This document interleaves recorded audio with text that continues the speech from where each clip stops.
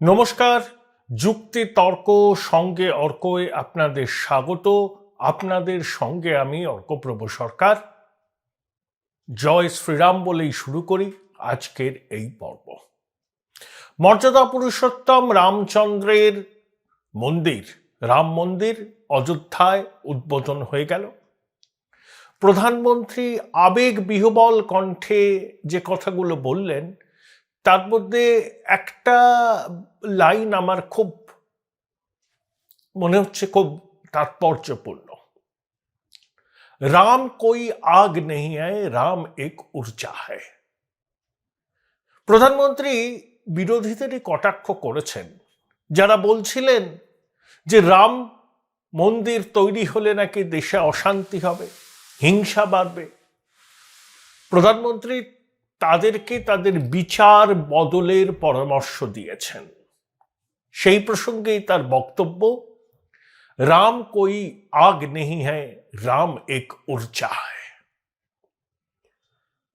ভারতবর্ষের প্রধানমন্ত্রী নরেন্দ্র মোদী যজমানের ভূমিকায়, সঙ্গে আরএসএস এর সরসঙ্ঘ চালক মোহন ভাগবত, উত্তরপ্রদেশের গেরুয়াধারী মুখ্যমন্ত্রী যোগী আদিত্যনাথ, উত্তরপ্রদেশের রাজ্যপাল শ্রীমতী আনন্দবেন প্যাটেল এবং কয়েকজন পূজারী, এরাই তো ছিলেন গর্ভগৃহে প্রাণ প্রতিষ্ঠায়। 84 সেকেন্ডের প্রাণ প্রতিষ্ঠা, যাকে বলা হচ্ছে অভিজিৎ মুহূর্ত। প্রধানমন্ত্রী, যোগীজি, মোহন ভাগবত সবাই আরতি করলেন, প্রদক্ষিণ করলেন, উপস্থিত সাধু সন্তদের সঙ্গে নমস্কার, পায়ে হাত দিয়ে প্রণাম করলেন। তারপর মোহন ভাগবত, যোগী আদিত্যনাথ, নরেন্দ্র মোদী ভাষণ দিলেন। 22শে জানুয়ারি 2024 ভারতবর্ষের ইতিহাসে স্বর্ণাক্ষরে লিখিত থাকবে। অনেকে অনেক কথা বলেছেন, বলছেন, ভবিষ্যতে বলবেন যে ধর্মনিরপেক্ষ রাষ্ট্রের প্রধানমন্ত্রী কি করে একটি বিশেষ ধর্মের আরাধ্য দেবতার মন্দিরে বিগ্রহের প্রাণ প্রতিষ্ঠায় উপস্থিত থেকে নিজের হাতে প্রাণ প্রতিষ্ঠা করতে পারেন।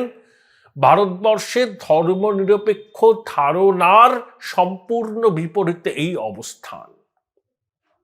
আমি তাদেরকে মনে করিয়ে দিতে চাই, ভারতবর্ষে সংখ্যাগরিষ্ঠ মানুষের আবেগ যে মর্যাদা পুরুষোত্তম রামচন্দ্রকে ঘিরে, সেই রামচন্দ্রের মন্দির করতে কত বছর সময় লাগলো। কয়েকশো বছরের এই আন্দোলন, বিশ্বের প্রাচীনতম আন্দোলনের মধ্যে এটি। বহু মানুষ মারা গিয়েছেন। ঝাড়খণ্ডের এক মাতৃশক্তি 30 বছর বাদে মুখ খুলেছেন, সরস্বতী দেবী। তার সংকল্প ছিল যেদিন অযোধ্যায় রাম মন্দির প্রতিষ্ঠা হবে সেদিন তিনি মুখ খুলবেন। এই রাম পতিত পাবন রাম নয়, এই রাম রঘুপতি রাঘব রাজা রাম নয়, এই রাম মা কৌশল্যার বালক রামলালা, এই রাম শিয়ারাম নয়। শুধু তো রামের মন্দির নয়, এখানে শবরী মাতা, জটায়ু, নিষাদরাজ সবার মূর্তি মন্দির আছে। সমগ্র হিন্দুদের এক ছাতার তলায় আনার এই উদ্যোগ। প্রধানমন্ত্রী বলেছেন আজকে যে সাংস্কৃতিক জাতীয়তাবাদের পুনর্জন্ম হলো 22শে জানুয়ারি 2024। রেড লেটার ডে, ইতিহাসে স্বর্ণাক্ষরে লিখিত থাকবে। সাংস্কৃতিক জাতীয়তাবাদ, উন্নয়ন, ভারতের ক্রমবর্ধমান উপস্থিতি বিশ্বের দরবারে, এর সবকিছুর এক মেলবন্ধন হচ্ছে অযোধ্যার রাম মন্দির। এই রাম মন্দিরকে ঘিরে তো উন্নয়নের কর্মযজ্ঞ হয়েছে। উন্নয়নের অমৃত কুম্ভ থেকে বিন্দু বিন্দু জিডিপি তো ঝরে পড়েছে সব জায়গায়। আন্তর্জাতিক মানের বিমানবন্দর, ঝকঝকে রেল স্টেশন, পরিকাঠামোর উন্নতি, 30,000 কোটি টাকার বেশি বিনিয়োগ, এর সুফল কে পাবেন? শুধু কি অযোধ্যাবাসী? না, উত্তরপ্রদেশের ওই সমগ্র অঞ্চলের অর্থনীতি বদলে যাবে। অযোধ্যা হতে চলেছে ওয়ার্ল্ড ডেস্টিনেশন। তাই রুটি কাপড়া মাকানের সঙ্গেও রাম মন্দির কিন্তু অঙ্গাঙ্গিভাবে যুক্ত। এই সহজ সত্যটা আমার সেকুলার বন্ধুরা হৃদয়ঙ্গম করলে কিন্তু খুশি হব। ধর্ম হচ্ছে দ্বিধাতুযুক্ত অনড় প্রত্যয়, যা আমরা ধারণ করি। রাম আমাদের আস্থা, বিশ্বাস, তার প্রতীক।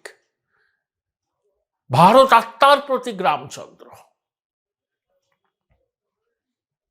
তাই অবশ্যই 22শে জানুয়ারি 2024 ভারতবর্ষের ইতিহাসে স্বর্ণাক্ষরে দিনটা লেখা থাকবে।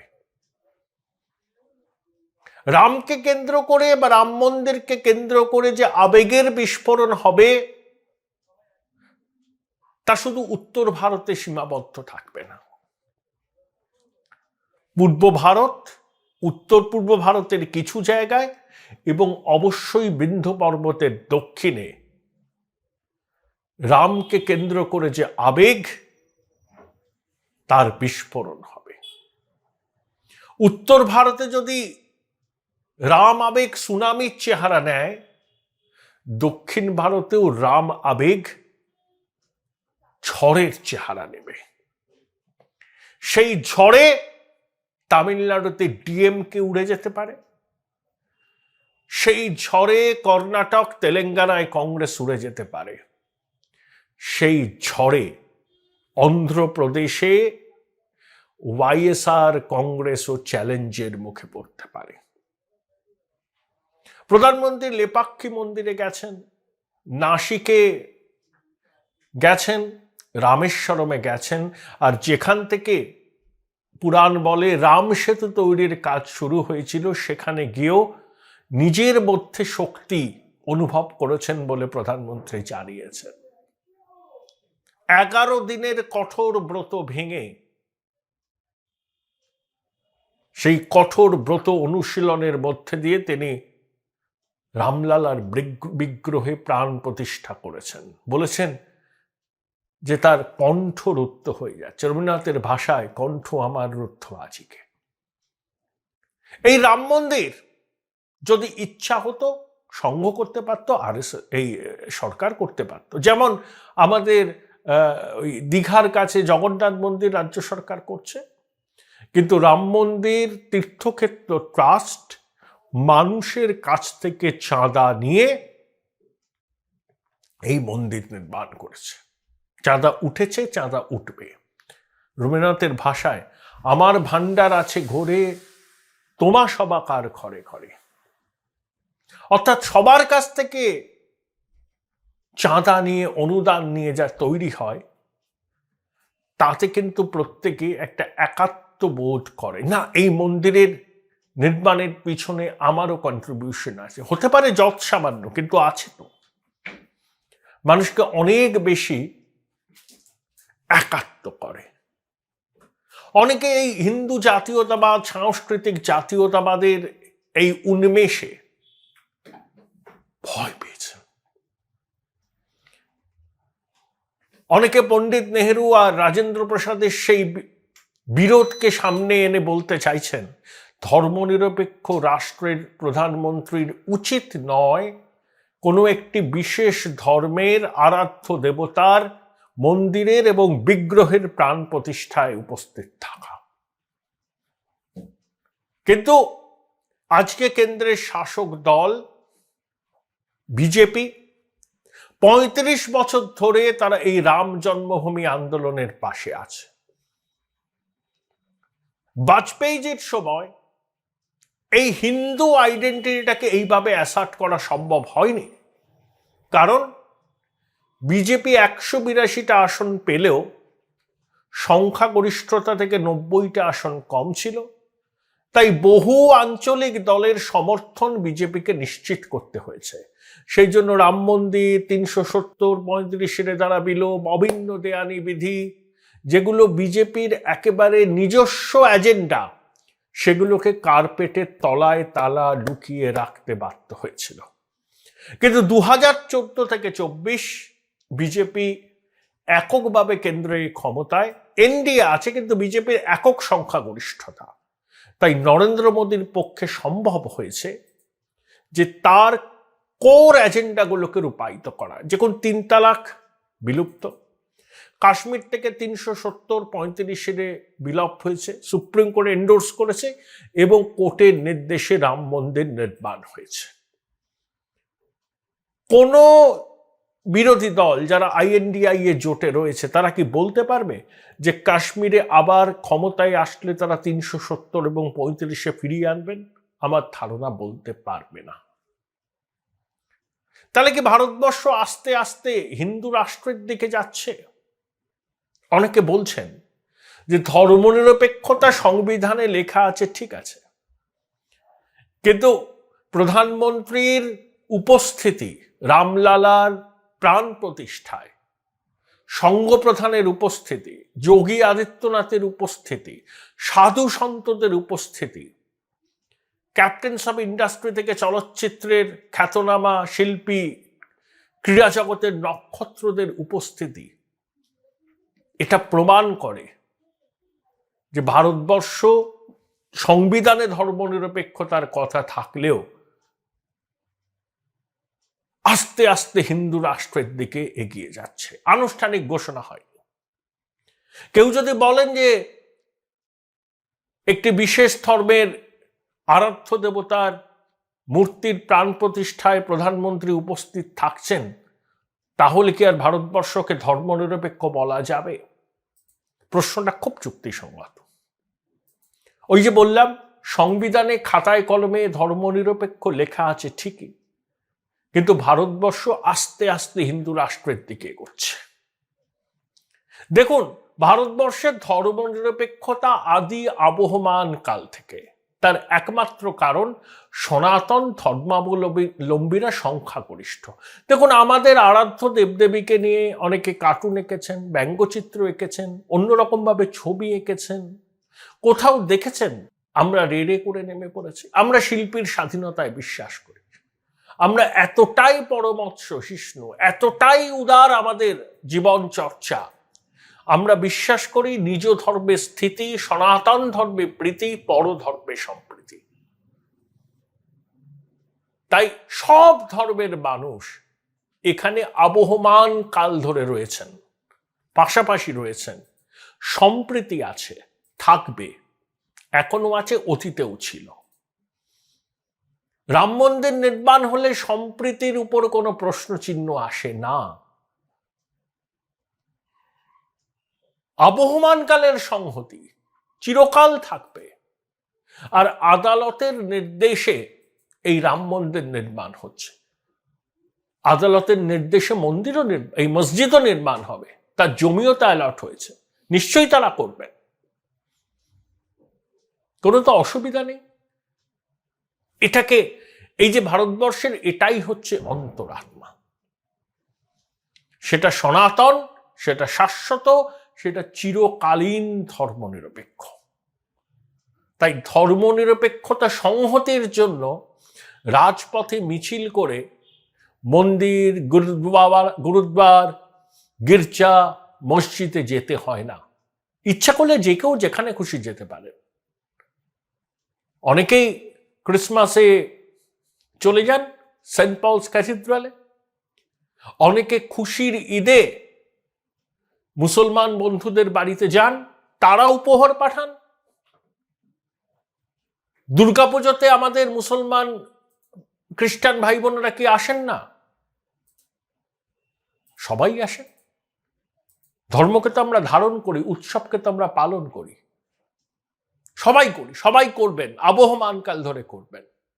সংহতি, ধর্মনিরপেক্ষতা অতীতে ছিল, এখন আছে, ভবিষ্যতেও থাকবে।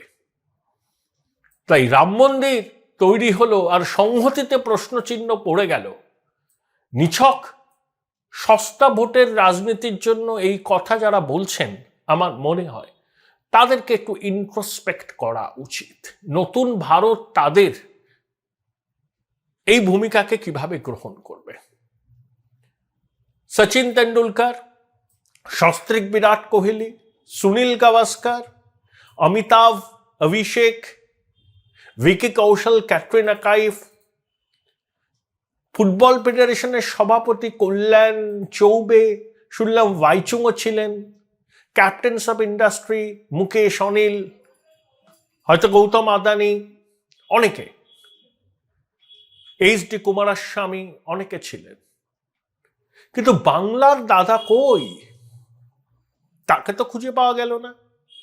বোধহয় আমন্ত্রণ পত্রটুকুই পাননি। এটা স্বাভাবিক ছিল। অনেক দাদা প্রেমী ক্ষুব্ধ হতে পারেন, ক্ষুণ্ণ হতে পারেন, কিন্তু যাদের দয়ায় ব্রিজেশ প্যাটেলের নাম শেষ মুহূর্তে বাদ গিয়ে দাদার নামে সিলমোহর পড়েছিল বিসিসিআই এর সভাপতি হিসাবে, পরবর্তীকালে ব্যবসায়িক পরিবারের সন্তান সৌরভ, যিনি রিটার্ন অন ইনভেস্টমেন্ট বোঝেন না আমি মানতে রাজি নই, যখন বিজেপির পক্ষ থেকে বলা হলো যে তোমার সমর্থন চাই, তখন মুখে সুরভিত হাসি ঝুলিয়ে রেখে সৌরভ যে কাজটা করেছিলেন সেটা কি খুব সমর্থনযোগ্য? তিনি রাজনীতিতে না থেকেও বড় বড় নেতাদের সঙ্গসুখ অনুভব করেন, কেন্দ্রের ক্ষমতাসীন দলের সমর্থনে বিসিসিআই এর সভাপতি হন, কিন্তু যখন তাকে বলা হয় অন্তত প্রচারে যেতে, অন্তত একটা স্টেটমেন্ট ইস্যু করতে, তখন নীরবতা অবলম্বন করে। তারই ফলশ্রুতিতে বোধহয় ওই নিমন্ত্রিতের তালিকা থেকে বাদ মহারাজ। আমার ধারণা বাদ, যদি নিমন্ত্রিত হতেন তাহলে তিনি অবশ্যই যেতেন। যা পরিস্থিতি হয়েছে, যা আবেগের বিস্ফোরণ, যা হিন্দু ভোটের কনসলিডেশনের ধারণা আমাদের মধ্যে হচ্ছে, আমার ব্যক্তিগত ধারণা লোকসভা নির্বাচনে 303 থেকে একটা আসন কম পেলে সেটা বিজেপির নৈতিক পরাজয় হবে, এটা আমার ধারণা। এই বিষয় নিয়ে কথা বলেছিলাম বিশিষ্ট রাজনৈতিক পর্যবেক্ষক অমিতাভ দত্তর সঙ্গে। অমিতাভ দা, আজকে রাম মন্দিরের আনুষ্ঠানিক উদ্বোধনের পর অনেকে বলছেন যে লোকসভা নির্বাচনে 303-তে একটা কম আসন পেলে বিজেপির নৈতিক পরাজয় হবে, কি বলবেন? দেখুন, গণতন্ত্রে ক্ষমতা মানুষের হাতে। এটা তো মন্দির আপনি বলছেন বটে, কিন্তু এটা একটা সুপার মেগা পলিটিক্যাল ইভেন্ট।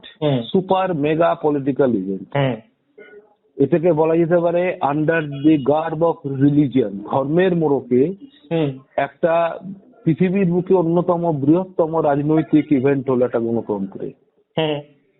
সুতরাং টার্গেট তো একটা আছে সেই পার্টির বা তাদের নেতাদের, তারা কি করতে চাইছে বা কি হচ্ছে। সেখানে দেশ শাসন করতে গেলে 273 যথেষ্ট। এখন 303 কি 330 এর ভিতরে বিতর্কে গিয়ে কোনো লাভ নেই। ইন ডেমোক্রেসি 51 মানে 100 হয়, আর 49 মানে 0 হয়। খালি মেজরিটি মার্কটাই অ্যাচিভ করা যদি করে, সেই টার্গেট থাকে, তার জন্য যে যে পদক্ষেপ নেওয়ার দরকার থাকে তার মধ্যে নেওয়া হলো এটা একটা। অত্যন্ত বিরাট ভাবে এইটা প্রোগ্রামটা হলো। প্রোগ্রামটা সফল নিশ্চিতভাবে হয়েছে। তার উদ্দেশ্য কতটা সফল হবে সেটা ভারতবর্ষের গরিব মানুষই তো বলবে। শুনুন, গরিব মানুষের কাছে রাম আস্থার প্রতীক। আপনি কলকাতায় বসে হয়তো সেটা অনুভব করতে পারেন না। আমি তো অস্বীকার করিনি। আমি কলকাতায় বসে থাকার লোক না, আমি তো প্যান ইন্ডিয়ান পার্সন। কলকাতায় তো কলকাতার লোকেরা বসে থাকে। আপনার সাথে কথা বলছি বলে অনেকের ধারণা আছে রাম শুধু আর্যাবর্তে। না, ভারতবর্ষটাও আপনাদের জানা নেই। অন্তত আমার জানা আছে। উত্তর ভারতটা যাই হবে দক্ষিণ ভারতের সাথে উত্তর ভারতকে এক করে দেওয়া যাবে না। আপনি বোধহয় আমার মনে হয় আপনার এই স্টেটমেন্ট কিছুদিন আগে পর্যন্ত ঠিক ছিল, কিন্তু বিন্ধ্য পর্বতের দক্ষিণে রামানাথপুরম থেকে নরেন্দ্র মোদী লোকসভা নির্বাচনে দাঁড়াচ্ছেন বেনারসের পাশাপাশি, এবং উত্তর ভারতে অমিতাভ দা যদি গেরুয়া সুনামি হয়, দক্ষিণ ভারতে গেরুয়া ঝড় হবে, তাই বলছেন অনেকে। ঠিক আছে, সময় বলবে, আমরা কি বলবো। না না, সেরকম কিছু আমরা যদি রাজনৈতিক দলের পক্ষ থেকে বলেন, আমরা আমাদের নীতিগতভাবে মানুষের রুটি রুজির কথা বলবো, চাকুরির কথা বলবো, আমরা কর্মসংস্থানের কথা বলবো, দ্রব্যমূল্য বৃদ্ধির কথা বলবো, হাঙ্গার ইন্ডেক্সের কথা বলবো, আমরা তো এইসব বলবো। হাঙ্গার ইন্ডেক্স নিয়ে যে রিপোর্টটা প্রকাশ হয়েছে, রিপোর্টটা কিন্তু ফলস, তাতে অনেক কিছু উল্লেখ নেই তথ্য। আর একটা কথা বলি, রাম মন্দির হলো, এটাকে আপনি বললেন পলিটিক্যাল ইভেন্ট, অনেকেই বলছেন, কিন্তু আমি তাই জন্য বলছি না, শুনুন আমি বলছি, অনেকে ৩১,০০০ কোটি টাকা অযোধ্যায় বিনিয়োগ হয়েছে, আন্তর্জাতিক মানে বিমানবন্দর, স্টেশন, হাইওয়ে, এক্সপ্রেসওয়ে, ওখানকার মানুষের জীবন তো পাল্টে গেল, ব্যবসা বাণিজ্য, ইন্টারন্যাশনাল ডেস্টিনেশন হবে অমিতাভ অযোধ্যা। কর্মসংস্থান হচ্ছে না, কর্মসংস্থান না, অযোধ্যার তো নিশ্চয়ই হলো, এবং শুধু অযোধ্যা নয়, পেরিফেরিতেও হবে, হবে হবে হবে, নিশ্চিতভাবে হবে। আপনার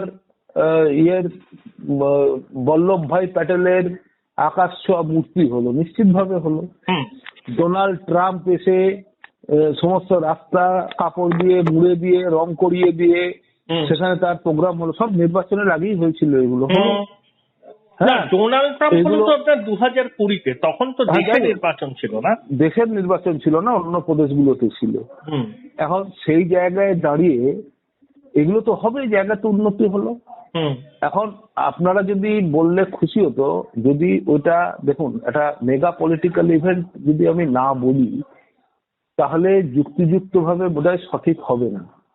কারণ রাম হচ্ছে একটা মানুষের একটা আরাধ্য দেবতা, হিন্দুদের কাছে আরাধ্য দেবতা, আস্থার প্রতীক। এটা আমি বলতে পারবো না, আরাধ্য দেবতা। আমরা যারা বাংলার লোক, আমরা ছোটবেলায় বড় হয়েছি, ভয় পেলে আমার বাড়ির লোকেরা বলতো রাম নাম জপ কর, রাম জপ করলে ভূত পালাবে। হ্যাঁ, রাম নাম। আচ্ছা, আমি একটু পরে ধর্মীয় পড়াশোনার ক্ষেত্রে যেটুকু বুঝতে পেরেছি, রাম হচ্ছে হিন্দুদের বীজ মন্ত্র, বীজ। তিনি দেবতা কি অমুক জানা নেই, মূলাধার চক্রের মন্ত্র হচ্ছে রাম। তাই জন্য একদম প্রাথমিক লোককে যারা আধ্যাত্মিক জগৎ শুরু করে তাদের রাম নাম দেওয়া হয়। তাই জন্যে দস্যু রত্নাকরকে রাম নাম দেওয়া হয়েছে, রাম জপ করে বাল্মীকি হয়েছিলেন। এই যে ষড়চক্র হিন্দুদের আছে, এটা তো বৈজ্ঞানিক ভাবে তারা বলেছে, সেটা আলোচনার বাইরে। সেখানে রামের মূর্তি যেটা শঙ্করাচার্য বলেছেন, তার সাথে আমি সহমত পোষণ করেছি। এখন কোন শঙ্করাচার্য গেলেন, কে গেলেন না জানি না, তবে আপনি যদি এটার সাথে পলিটিক্যাল ইভেন্ট না মনে করেন, তাহলে আপনাকে আমি বিনীতভাবে এটা শুধু মনে করিয়ে দিচ্ছি, আমি ইভেন্ট বলছি, আমি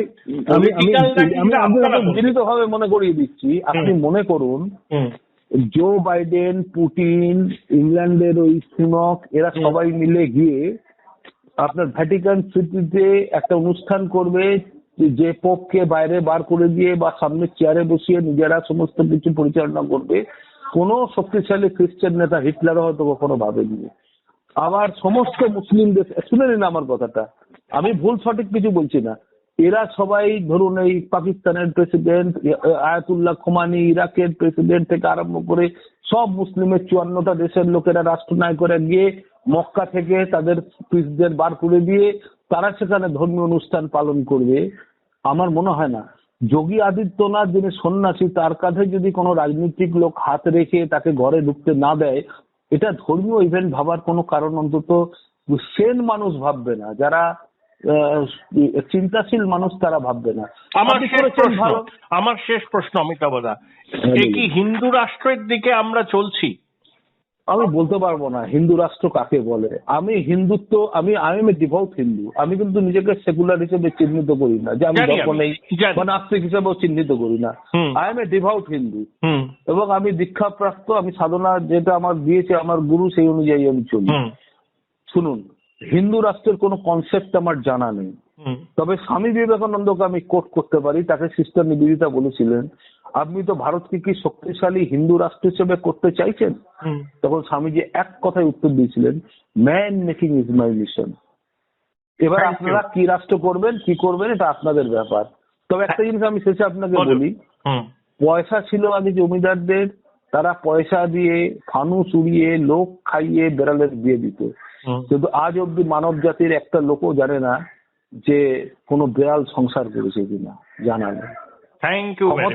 ক্ষমতার দম্ভে অনেক কিছু করা যায়, হ্যাঁ, কিন্তু সেটা আগামী প্রজন্ম কিভাবে দেখবে, আগামী প্রজন্ম কিভাবে দেখবে, ইতিহাস এত তাড়াতাড়ি লেখা যায় না, ইতিহাস তো ভবিষ্যৎ প্রজন্ম লিখে। জাস্ট আপনাকে একটা কথা বলি, সমর সেন একবার পুট কেটেছিলেন, কলোনির দুর্বিপাকে ক্লিবের বিলাপ, ইতিহাস ক্ষমাহীন ক্রন্দনে কি লাভ। এটাও মনে রাখবেন। না, আমি এসব মনে রাখিনি। আমি হ্যাঁ। কোন রকম ভাবে আমি স্বামী বিবেকানন্দের কোটে ইতিহাস সমর্থন আমি ক্ষমাহীন জানি। কিন্তু। ক্ষমাহীন, হ্যাঁ।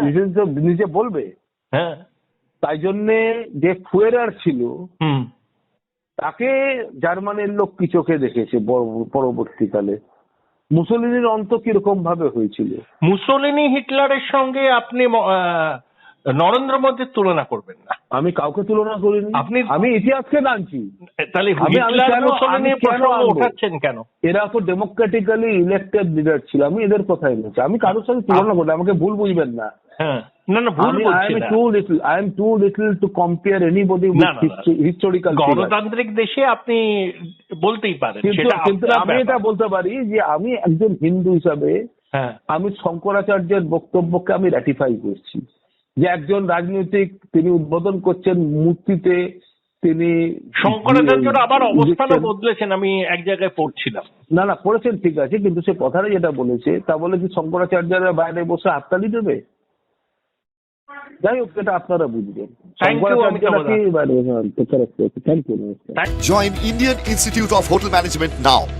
Right choice, right decision.